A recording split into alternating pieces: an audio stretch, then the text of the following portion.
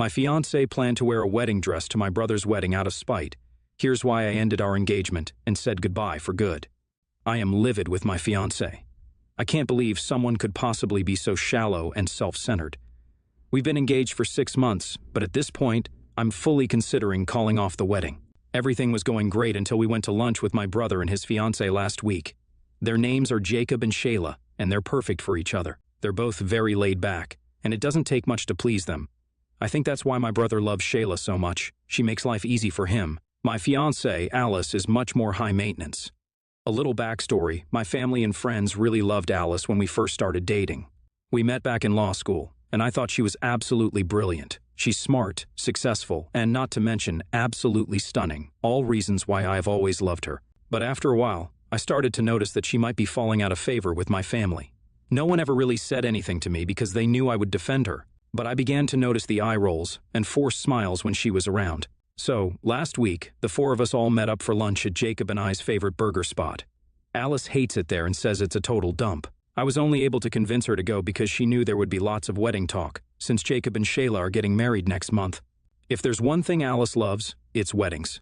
Since the day I proposed, all I hear day in and day out are her plans for every last detail of her perfect day. Except Alice's idea of the perfect wedding and Shayla's idea of the perfect wedding couldn't be more different. While at lunch, Alice bombarded the 2 of them with questions about what venue they are using, which florist they hired, where they are registered, and was appalled to realize that Jacob and Shayla are keeping everything extremely low-key. They're planning on having a small ceremony in Shayla's parents' backyard, and only because both of our families insisted they have a ceremony. Otherwise, they probably would have just went down to the courthouse and called it a day. Alice was able to fake a smile and hide her disgust for a while until they started talking about dresses. Alice, who the designer is for your dress? Ross, Shayla said, laughing. Turns out Shayla really did pick out a $20 dress to wear on her big day because, honestly, she doesn't really care about fancy things. She's just happy to be marrying her best friend. But Alice was absolutely shocked. She practically yelled at Shayla, saying that she can't do that because this is supposed to be the most important day of her life. She even went so far as to say that she couldn't believe Shayla is okay with looking cheap on her wedding day. That's when Jacob had had enough. You know, some of us actually get married just because we're in love, not because we want to show off for our guests, he said. This shot Alice up, but I could tell she was still fuming on the inside. I was somehow able to get us through the rest of the lunch by cracking a few jokes and ordering another round of beers. But the tension was definitely still there. They didn't speak about the dress again, though. Honestly, after the drive home, I hadn't even thought about that conversation again until today. But it turns out Alice hasn't stopped thinking about it. This afternoon, I finished up some yard work, then went upstairs to take a shower. When I walked into our bedroom, Alice was standing in front of a full-length mirror wearing a wedding gown. When our eyes met in the reflection, I immediately covered my eyes. I apologized because we were getting married in a few months, and I knew that she wanted to keep her dress secret from me until the big day. She laughed and turned around, saying it was okay. I uncovered my eyes, surprised at her reaction because I expected her to be upset. Then what she said next confused me even more. This wasn't her wedding dress. She smirked, and she told me that this was the dress she would be wearing to Jacob and Shayla's wedding.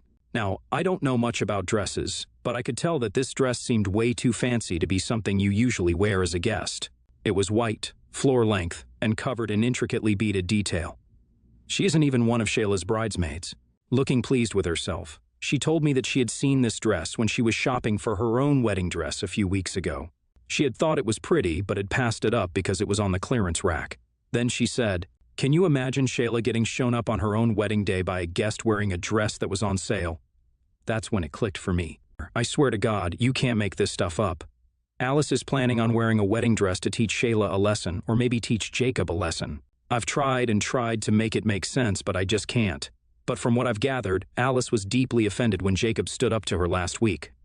In her mind, she thinks that wearing a fancy designer gown will put all of the attention on Alice instead of on Shayla. Then she will realize she should have bought a nicer dress, and Jacob will regret calling Alice shallow.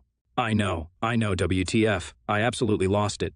I told her she was out of her goddamn mind, and that if she really planned on wearing that to their wedding, then it would be the last time she wore a wedding dress. I was upset and don't know if I really meant that, but I honestly couldn't stay in the room with her for another minute. I was so pissed that I went straight to my truck and just started driving. And now here I am, sitting in a random parking lot, mad as hell and confused about what to do. Who even does that? Not only am I mad that she would even think to do something like this, but honestly, I'm rethinking our entire relationship. I've always known that Alice was pretty bougie, but I was always able to see past that. I just thought she was someone who valued high-quality things and took good care of herself, which I admired. But now I think she really might just be so vain that she would do something as crazy as this. If she's pulling something like this over a small criticism, what else might she be capable of when she gets upset during our marriage? I know I have to go back and confront her, but I'm not looking forward to it.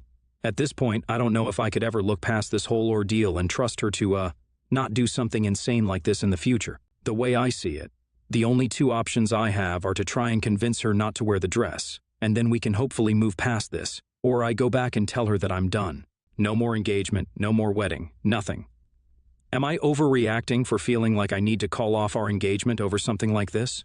Well, it's been 3 days since I walked in on Alice wearing the wedding dress.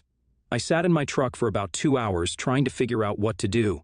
Honestly, when I started to head back, I still didn't know what my decision would be, but I figured we would talk and figure it out together when I got home. When I walked in the house, she was sitting at the kitchen table eating a takeout salad from her favorite vegan restaurant. She was on the phone with one of her friends, talking away about the most recent episode of The Bachelorette. I noticed she hadn't ordered enough food for me, and I also noticed that she didn't look upset at all. While I had been sitting in that parking lot, racking my brain and feeling the entire spectrum of emotions, she had been here, acting like this was just another night. That's when any doubt I had about ending our engagement vanished. "I don't want to marry you anymore," I said. I didn't say it angrily, but just as a matter of fact. It was finally clear to me that she genuinely isn't the girl for me. Of course, it hurts to admit that, but honestly, I'm glad I realized it now and not after we tie the knot. Honestly, she didn't take it well. She hung up on her friend and slammed her fists on the table, threw her salad all over the room, and screamed at me that I was overreacting and making the biggest mistake of my life. She said that I would never find a girl like her again. I quickly realized that she wasn't upset by the fact that she was losing me, but simply angry at the fact that I didn't want her anymore. It was like watching a toddler throw a tantrum, and I knew without a doubt that I had made the right decision by leaving her. I packed the majority of my stuff that night and left. I've been crashing on the couch over at Jacob and Shayla's apartment since then. Of course, they asked what happened between Alice and I, and we had a good long laugh after I told them the whole story. I knew they never liked her anyway, so maybe this whole fiasco was just a wake-up call I needed to get away from Alice. It kills me to think about how much time I wasted in a relationship with her. I'm sad to be single again, but overall, I feel like I definitely dodged a bullet.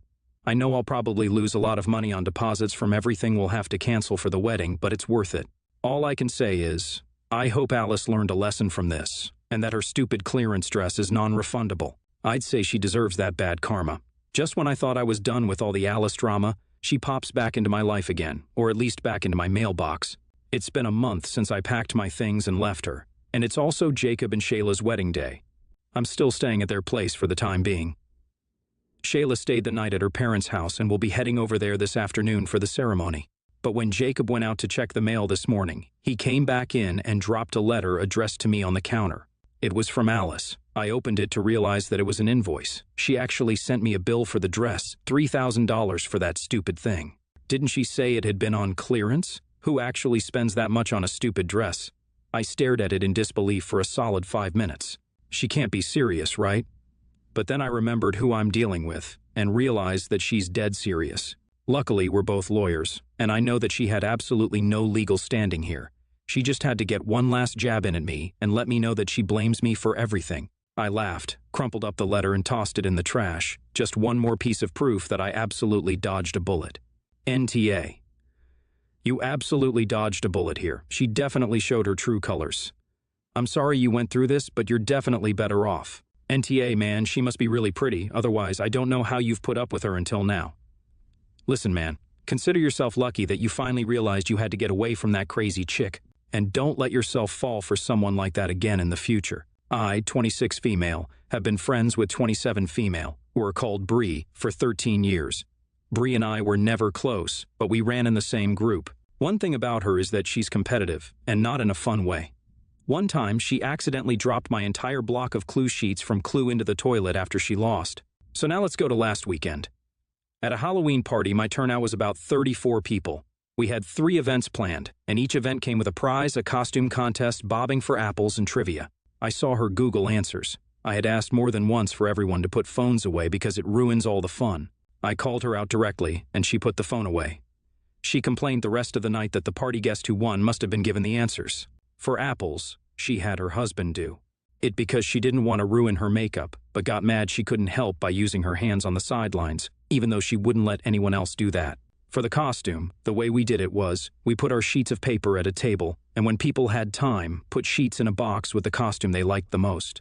Bree talked about how cute it would be if her kid won the costume contest most of the night, but she didn't bring the kid. She just showed pictures of her child dressed in costume. I laid out about 40 pieces of paper before the party next to the box. Halfway through the party, a guest told me we're out of paper, and I assured them that, since they were smaller pieces, they either fell on the floor or got mistaken for trash or something. I put out more. Upon counting, there were 38 votes for Bree's child, which was more than my turnout. I decided to discard every one of them and give the prize to the person who had the second most votes. Bree wasted no time to walk up to me, pissed. She blew up on me. She called me a try-hard, unsympathetic, etc. before storming out. When I told my friends what happened, they asked me why I took it so seriously. They told me that Bree was cut off financially from her dad and was struggling with bills. They told me Bree was dealing with a lot on her plate that she's never experienced before and could use a win. I rebutted that she's an adult, and adults don't have to communicate and react like that at a party. But my friends don't think I should have used my party as a gotcha and could have just let her have one. After all, I was going out of my way to make sure she didn't win. Well, I'll admit, I did take some joy in not letting her have something because of how she acts. I was mostly doing it because I thought her way was ruining it for the rest of the guests. AITA for not letting her win? NTA. You weren't going out of your way to make sure she didn't win. You were making sure it was fair. Cheaters shouldn't be rewarded. It just enables their behavior. And how many other people there that night would have also appreciated the win? I bet most, if not all of them. I suppose the only thing is, you could have just said only people who are at the party can be in the competition rather than calling out the cheating, which could have saved face for her. Though I don't think she particularly deserved it. NTA. You weren't going out of your way to not let her win. You were going out of your way to not let her cheat. There is a huge difference, and your friends suck for not caring. There is nothing more annoying as someone who is extremely competitive than going to a party and having people obviously ignore someone who is cheating just so the cheater can win. No, you win or lose. If you're going to give a cheater a prize for not playing fairly, just call it a gift and don't tie it to any event. My wife and I, early 30, have a joint bank account that we use to pay all the standard household expenses. For hobbies and other things that do not benefit the entire household, we have separate personal accounts. My wife's family planned a reunion for the beginning of November. They're kind of flaky when it comes to canceling plans at the last minute. Because of this, when my wife was booking plane tickets, I suggested that she pay a bit extra to ensure the ticket was refundable, just in case plans changed. She said, quote, "That won't be a problem. I talked to my family and they are 100% sure they are going." Then booked a non-refundable ticket. Well, turns out that the trip got canceled anyway because 3 of the 6 people coming got sick. WIBTA, if I insisted that the cost of the plane ticket come out of my wife's personal account? The way I see it, because my wife unilaterally decided to book a non-refundable flight against my suggestion, she should also have to unilaterally deal with the financial consequences. My wife is arguing that the plane ticket should come out of our joint account because, had the trip not been canceled, the joint account would have paid for it. A few people have asked if my wife's family was actually sick, or if they were just using it as an excuse to avoid the trip. They were actually sick. One of them was admitted to the hospital for a few days. Don't worry, she's fine now.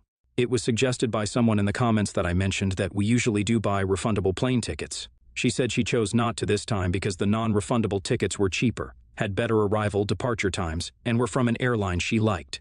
Thank you to everyone who gave their opinions, both YTA and NTA.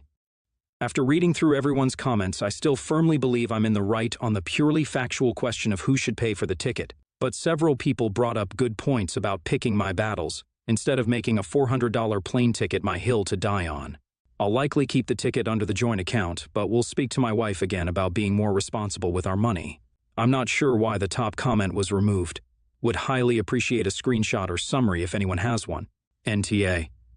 I know this is going against the tide on this post, but I'm with you. If she's spending joint money, and you make a simple request to get cancellation insurance, half of which you're paying for because it's coming out of the joint account, and she refuses, then I agree she should have to reimburse you for the tickets. You weren't giving advice to a random stranger and getting upset because they didn't take it. You were giving advice on a responsible way to handle your joint funds, and she brushed you off. and the result is costing you both money. At the very least, for future trips with her family, I would suggest you each buy your own plane tickets from your personal accounts. That way you'll get your money back, and she won't. But this time around, she should reimburse you. Everyone is saying you're punishing her, but they aren't mentioning her using your joint funds in a way that you didn't want, non-refundable tickets, and expecting you to pay half of a trip that never happened.